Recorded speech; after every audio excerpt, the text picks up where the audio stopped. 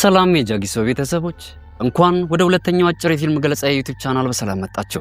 ቻናላችንን ሰብስክራይብ፣ ይህን ቪዲዮ ደግሞ ላይክ፣ ሼር እንዲሁም ሐሳብ አስተያየታችሁን ኮሜንት በማድረግ ተከታተሉኝ። እኔም ለዛሬ ያዘጋጁትን ዘ ላስት ባዝ የተሰኘውን ምርጥ ፊልም በአጭሩ አስቀኛችኋለሁ። በፊልሙ መጀመሪያ ላይ አንዲት ሳፊና የምትባል ሴት መነኩሴ እንዲሁም የሴቶች ሆስቴል አስተዳዳሪ የሆነችውን የ40 ዓመት ሴትን እንተዋወቃታለን። በሴቶች ሆስቴል ውስጥ ሳለች ስልክ ተደውሎላት በክፍለ ሀገር የሚኖረው ወላጅ አባቷ እንዳረፈና እህቷም ከወለደችው በኋላ ጥላው የሄደችው አሌክሳንደር የተባለ የ15 ዓመት ወጣት ወንድ ልጅ ከአያቱ ጋር ይኖር እንደነበረና ከአሁን በኋላ ግን ለብቻው መቅረቱን ይነገራታል። አሁን ላይ መነኩሴ የሆነችውን ሳፊና ህይወቷን በሙሉ በምንኩስና ለማሳለፍ ነበር የወሰነችው። ይሁን እንጂ የእህቷን ልጅ መንከባከብ ትልቅ ኃላፊነት ስለተጣለባት የምንኩስና ህይወቷንና በሴቶች ሆስቴል ውስጥ የነበራትን ስራ ለመተው ተገደደች። ስለዚህ ሳፊና ወደ እግዚአብሔር ጸሎት በማድረግ ንስሐ ትገባና በዚያው ምሽት ዳግም የእህቷን ልጅ የልጅነት ፎቶ አውጥታ ትመለከተዋለች። በማግስቱ ጠዋትም ተነስታ ባቡር በመሳፈር እሷ ወዳደገችበት ገጠር ተመልሳ ትሄድና የአባቷ የቅብር ስነ ስርዓት ላይ ትገኛለች። እዚያም ሆና የአባቷ ትዝታዎች ወደ አእምሮዋ በመምጣት ስትወጫበር ትቆይና በአያቱ ሞት በጣም ካዘነው ከአሌክሳንደር ጋር ከዓመታት በኋላ በድጋሚ ትገናኛለች። አሌክሳንደር ከእናቱም ሆነ ከአባቱ ምንም አይነት ፍቅር አግኝቶ አያውቅም ነበር። የሚያውቀው ነገር ቢኖር የአያቱን ወላጅነት ብቻ ነበር። ለሱ ብቸኛው የፍቅርና የመረጋጋት ምንጩ አያቱ ብቻ ነበር። አሁን ላይ ግን ያ የህይወቱ ምሰሶ ላይመለስ ፈራርሷል። በዚህም የተነሳ እሱ ማንነቷን በደንብ ከማያውቃት ሴት ጋር ከሳፊና ጋር ማለት ነው የመኖር ግዴታ ተጣለበት። በዚያው ዕለት ምሽት ላይ ሳፊና ሻይና ብስኩት ይዛለት ወደ አሌክሳንደር ክፍል ትመጣለች። እሱ ግን ለመብላት ፈቃደኛ አልነበረም። እሷም በእርጋታ ካሁን በኋላ ሁለታችን አብረን ለመኖር መስማማት አለብን፣ እባክህን አታስቸግረኝ ትለዋለች። አሌክሳንደርም ይህን ንግግሯን እንደሰማ በጸጥታ ያመጣችለትን ሻይ ተቀብሏት መጠጣት ይጀምራል። ሳፊና ሰውነቱን በሙሉ በደንብ አድርጋ ስትመለከተው የአሌክሳንደር እግር ክፉኛ ተጎድቶ መክሰሉን አስተዋለች። ስለዚህ ቁስሎቹን ለማከምና ሰውነቱን ለማጽዳት ስትል አረጋግታ ወደ መጸዳጃው ቤት ተወስደዋለች። እሱንም ማጽዳዳት እንደጀመረች አሌክሳንደር ለብዙ ቀናት ሰውነቱን እንዳልታጠበ ተገነዘበች። ምክንያቱም ሰውነቱ ደስ የማይል ጠረን ያወጣባት ነበር። ይሁን እንጂ እሷ ግን ምንም ክፉ ቃል ሳይወጣት በጥሩ እንክብካቤ እንዲታጠብና በደንብ ጽድት እንዲል በማድረግ ትረዳዋለች። ከዚያም ወደ መኝታ ክፍሉ በመውሰድ እንዲተኛ ታደርገዋለች። በማግስቱ አንዲት ሴት መንግስታዊ ካልሆነ ድርጅት ወደ ቤታቸው ትመጣለች። በመቀጠልም ለሳፊና አሌክሳንደርን አንቺ መንከባከብ ካልቻልሽ አሳልፈሽ ለኛ ልትሰጪኝ ትችያለሽ፣ እኛም ጥሩ የሆኑ አሳዳጊ ቤተሰብን እስኪያገኝ ድረስ በህፃናት ማሳደጊያ ውስጥ እናቆየዋለን ትላታለች። አሌክሳንደርንም ስለዚያ ሴት ዓላማ ከሶፊና ጋር ይነጋገርና ወደ ህፃናት ማሳደጊያ ማሄድ እንደማይፈልግ ያሳውቃታል። ሶፊናም በዚህ ጊዜ ግራ ተጋባች። ሶፊና አሌክሳንደርን ለዚያ ሴት አሳልፋ ብትሰጠው እሱ ተንከባካቢ የሆነ ቤተሰብ ሊያገኝ እንደሚችል ታውቅ ነበር። ነገር ግን ይህ አማራጭ ደግሞ አሌክሳንደርን ደስተኛ አላደረገው። ያለ ፍላጎቱ ወደ ድርጅቱ ከሰደደችው ይህ ለሱ ክደት ሆኖ ነበር የሚታየው። ይህንን ሁሉ ነገር በማሰብ ሶፊና ጥልቅ በሆነ የሐሳብ ወጀብ ትታመሳለች። አሌክሳንደር ወደ ትምህርት ቤቱ መሄድ ካቆመ ሰነባብቷል። በዚህ ምትክ ወደ ጓደኛው ቤት ነበር አዘውትሮ የሚሄደው። ሶፊናም ይህን ጉዳይ ባወቀችበት ጊዜ በጣም ተናደደችበት። ማታ ላይም በዚህ ምክንያት በጣም ስለተበሳጨች እንቅልፏን መተኛት አልቻለችም። እንደምንም ግን እንቅልፏን ለመተኛት ሲሳካላት አሌክሳንደር አብሯት ለመተኛት በማሰብ ወደ መኝታ ክፍሏ ይመጣል። ከዚያም መጥፎ ህልም እንዳየ በፍርሃት አልጋውን በላብ እንዳረጠበም ይነግራታል። ይሁን እንጂ ሶፊና ግን አሌክሳንደር ከእርሷ ጋር እንዲተኛ ልፈቅድለት አልቻለችም። እሱ ግን በድርቅና ካጠገቧ መጥቶ ይተኛል። እሷም ሳትወድ በግዷ እንዲተኛ ትፈቅድለታለች። ይሁን እንጂ ልክ እሷ እንቅልፏ መጥቶ እንደተኛች ስለ አሌክሳንደር በጣም ነውር የሆኑ ሐሳቦችን ማሰብ ትጀምራለች። በገዛ እጇ ሰውነቱን እየዳበሰች ስታጥበው ነበር ደጋግማ ስታስበው የቆየችው። ስለዚህ በማግስቱ ጠዋት ተነስታ ወደ አምላኳ በመጸለይ የእህቷን ልጅ አሌክሳንደርን በጾታዊ ምኞት እያሰበችው ስለሆነ በጸጸት እግዚአብሔርን ይቅርታ ትጠይቀውና ትክክለኛውን መንገድ እንዲመራት ትማጸነዋለች። ሶፊና በዚህ አስነዋሪ ጸባይዋ በጣም ነበር የተበሳጨችው። ምክንያቱም እሷ በጣም አክራሪ የሆነች ሃይማኖተኛ ሴት ነበረች። ይሁን እንጂ እሷ በዚህ ጉዳይ ላይ ራሷን መቆጣጠር በጣም ነበር የተሳናት። በኋላም ላይ አሌክሳንደር ከትምህርት ቤት መልስ ወደ ቤት ይመጣና የሆነ ነገር እግሩ ላይ ጉዳት እንዳደረሰበት ያሳያታል። እሷም የእግሩን አስከፊ ሁኔታ በደንብ አስተውላ ወደ ገላ መታጠቢያ ክፍል ትወስደዋለች። በዚያም እሷ አሌክሳንደርን በእጆቿ እያጠበችው በቀስታ ነገ ወደ ዶክተር ዘንድ እወስዳለሁ እሺ ትለዋለች። በሌሊት ደግሞ ሶፊና እንደገና ስለ አሌክሳንደር መልካም ያልሆኑ ሐሳቦችን ታስተናግዳለች። በአእምሯ ውስጥ ተመሳሳይ የሆኑ ጾታዊ ነገሮች እየተመላለሱባት እጅግ አስጨነቃት። በዚህም የተነሳ ራሷን ለመቅጣት በማሰብ በአንደኛው እግሯ ላይ የብረት ሽቦ ጥብቅ አድርጋ ታስራለች። እንዲህም አይነት አሳሳች የሆኑ ሐሳቦች ወደ አእምሯ በመጡ ቁጥር ይህን አይነት ቅጣት በራሷ ላይ ትፈጽማለች። አሌክሳንደርንም ስታጥብ ያለውን ሁኔታ መልሳ መላልሳ በማሰብ ስለሚሰማት መጥፎ ሐሳቦች በሙሉ ይቅርታን ለመጠየቅ ድጋሚ ወደ አምላኳ ጸሎት ታደርሳለች። በማግስቱ ሶፊና አሌክሳንደርን ይዛው ወደ ሐኪም ዘንድ ትወስደዋለች። ዶክተሩም አሌክሳንደርን ይመረምረውና የተወሰኑ መድኃኒቶችን ያዝለታል። ከዚያም ሁለቱ ተመልሰው ወደ ቤት ይመጣሉ። በመቀጠልም ሶፊና አሌክሳንደርን በደንብ አድርጋ ተንከባከበው ጀመረ። አሌክሳንደርም ይህን እንክብካቤዋን በጣም እየወደደው መጣ። በቀጣይ ቀን ሶፊና ለሥራ ጉዳይ ወደ ከተማ መሄዷ ግድ ቢላትም ነገር ግን አሌክሳንደርን በቤት ውስጥ ለብቻው ጥላ ለመውጣት አልፈቀደችም። ስለዚህ ከራሷ ጋር ይዛ ትወጣለች። ሶፊና ወደ ከተማ በባቡር ተሳፍረው ከመጡ በኋላ አሌክሳንደርን እሷ ተሰራበት ወደ ነበረው የሴቶች ሆስቴል ትወስደዋለች። ይህም ማለት መነኩሴ ወደ ነበረችበት ማለት ነው። በዚያም ከሌሎች እህት መነኩሳት ጋር ትገናኝና እሷ ስላለችበት አደገኛ ሁኔታ ቀደምት ለሆነች ሴት መነኩሴ ታጫውታታለች። ሶፊና ስለ አሌክሳንደር የሚሰማትን ጾታዊ ስሜት አንድም ሳታስቀር ትነግራታለች። ሌላኛውም መነኩሴ ሶፊናን በደንብ ካደመጠቻት በኋላ አባትሽ ከሞተ በኋላ አሌክሳንደርን የመንከባከብ ግዴታ እንዳለብሽ እናውቃለን። ነገር ግን ተስፋ አትቁረጪ።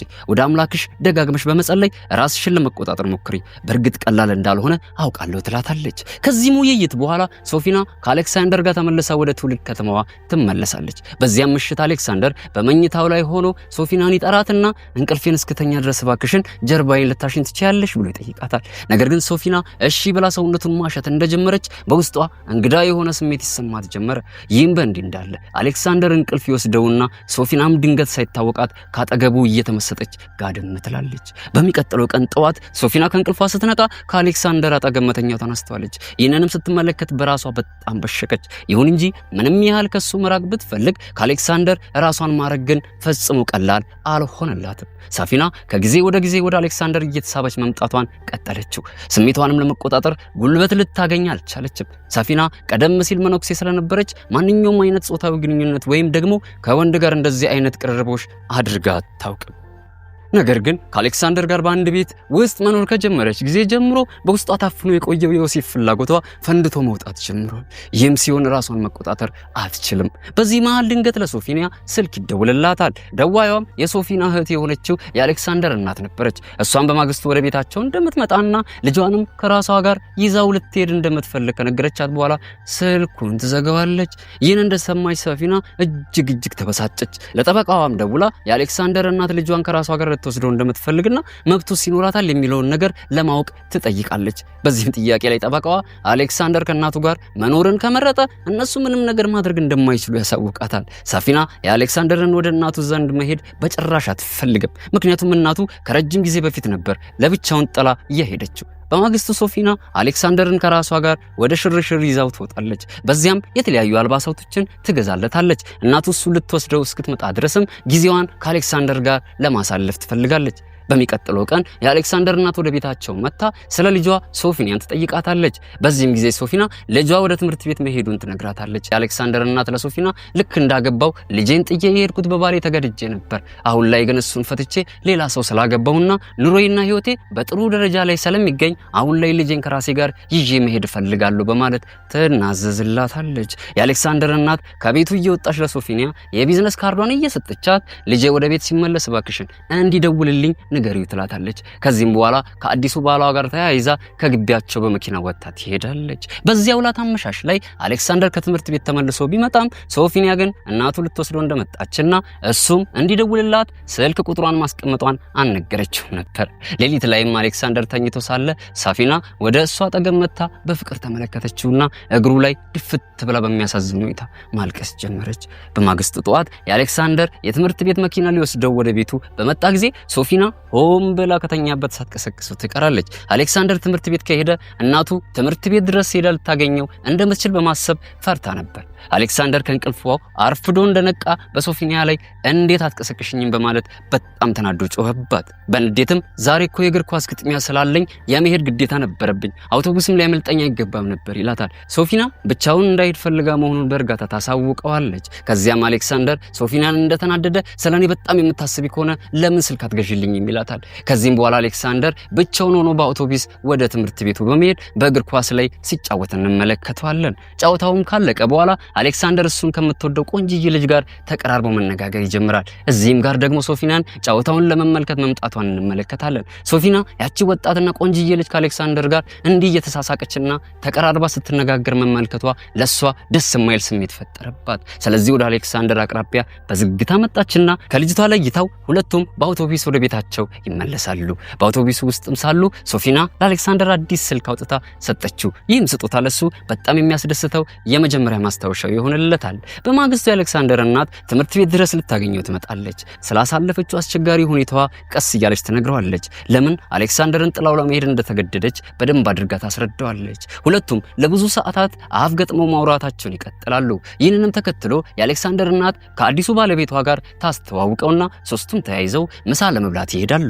በዚያም ሳሉ የአሌክሳንደር እናት ልጇ ከእርሷ ጋር በአንድ ቤት ውስጥ እንዲኖር እንደምትፈልግና ከጥቂት ቀናት በፊትም ልትወስደው ወደ ቤታቸው እንደመጣች ነገር ግን እሱ በቤት ውስጥ እንዳልነበረ ትነግረዋለች። በመቀጠልም እንዲደውልላት ስልክ ቁጥሯን አስቀምጣለት እንደተመለሰች ቢሆንም ግን እሱ መልሶ እንዳልደውልላት በመግለጽ ትወቅሰዋለች። ከትንሽ ቆይታም በኋላ አሌክሳንደርን እስከ ቤቱ ድረስ በመኪናቸው ሸኝቶት ይመለሳሉ። በማግስቱ ጠዋት አሌክሳንደር ከእንቅልፉ እንደነቃ ከእናቱ ጋር ሊሄድ ወይስ አልሄድ እያለ በማሰብ መጨነቅ ጀመረ። ከዚያም የፎቶ አልበም አውጥቶ ከእናቱ ጋር አብሮ የተነሳውን አንድም ፎቶ ሊያገኘው አልቻለምና በዚህም እጅግ አዘነ። ሶፊና ለብዙ ቀናት ስትንከባከበው ስለነበር ለብቻዋ ትቷት መሄድ በፍጹም ውስጡ እሻላለለትም። ከዕለታት አንድ ቀንም አሌክሳንደር ምሽት ላይ ፓርቲ ተጠርቶ ወደ ጓደኛው ቤት ያመራል። በፓርቲው ላይም ከዚህ ቀደም ከተዋወቃት ሴት ልጅ ጋር በድጋሚ ይገናኛል። ሁለቱም ተቀራርበው ደስ በሚል ሁኔታ ሲያወሩ ይቆዩና መሳሳም ይጀምራሉ።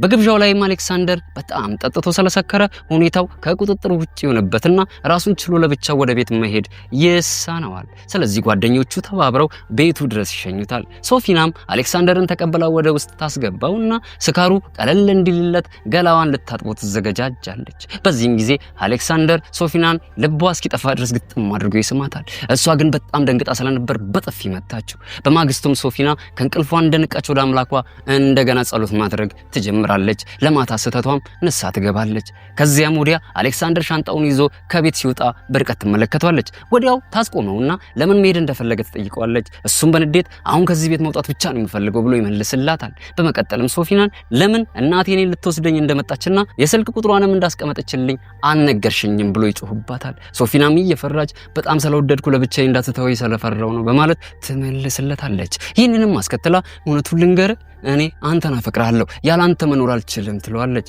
አሌክሳንደር ግን ይህን ንግግሯን አልሰማ ይላትና ከቤት ወጥቶ ይሄዳል። ከዚያም ከእናቱ ጋር ተገናኝቶ በመኪና ውስጥ በመግባት ቤቱን ጥሎላት ይሄዳል። ሶፊና በእንባ አይኖቿ እየተከተለችው ጥሏት ሲሄድ ቆማ ትመለከቷለች። የአሌክሳንደር እናትም እሱን ከራሷ ጋር ይዛው ወደ ሆቴል ክፍላቸው ተወስደዋለች። አሌክሳንደር ግን የእናቱንና የእንጀራ አባቱን ለየት ያለ ባህሪ አልወደደላቸውም። ከቆይታ በኋላም አሌክሳንደር ለእራት አንወጣም እንዴ ብሎ ሲጠይቃቸው እናትየው ይህን ገንዘብ ያዝና ውጭ ወጥተ የሆነ ነገር ብላ እኛ እኮ አራበንም ትለዋለች። አሌክሳንደር ይህንን ሲሰማ በጣም ተናደደና ወደዚህ በመምጣቱ ትልቅ ስህተት መስራቱን ይገነዘባል። ስለዚህ በአፋጣኝ ከዚያ ወጥቶ ወደ ሶፊና ቤት ለመመለስ በውስጥ ይወሰናል።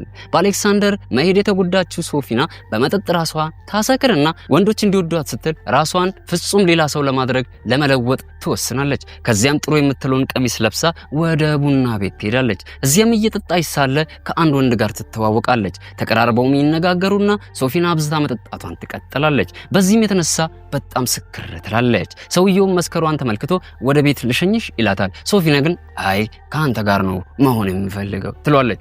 እሱን ለማሻፈድም ትሞክራለች። ሰውየውም ደስ ብሎት ሶፊናን በመኪና ውስጥ አስገብቷት ወደ ገለልተኛ ቦታ ወስዷት እያገላበጠ ይስማታል። ሶፊና መጀመሪያ ላይ ላይ በሁኔታው እየተደሰተች ብትቆይም ነገር ግን ከቆይታ በኋላ ስህተት እየሰራች መሆኑን ተገነዘበች። ስለዚህ እንዲያቆምላት ጠየቀችው። ነገር ግን ሰውየው ራሱን መቆጣጠር አልቻለምና የፊናን ድንግልና በግድ ደፍሮ ይወስደዋል። በኋላም ላይ ሲጨርስ ሶፊናን ከቤቷ ደጅ አምጥቶ ጥሏት ይመለሳል። ሶፊና እንደምንም እየተንፏቀቀች ወደ ቤቷ ለመግባት ጥረት ታደርጋለች። አሌክሳንደርም ደርሶ ሁኔታዋን እንዳየ በፍጥነት ወደ ውስጥ ያስገባትና በራሱ እጅ ገላዋን ማጠብ ይጀምራል።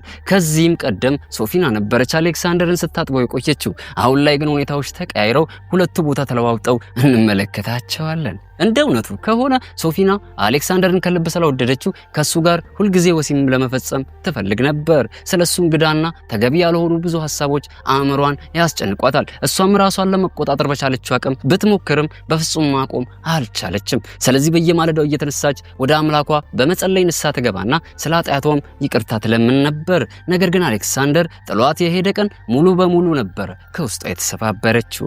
በዚህም እጅግ ተጎድታ አስቀያሚ የሆነ ውሳኔ በመወሰኗ ምክንያት ህይወቷ ላይመለስ ቁልቁል ወርዶ ተበለሻሸ።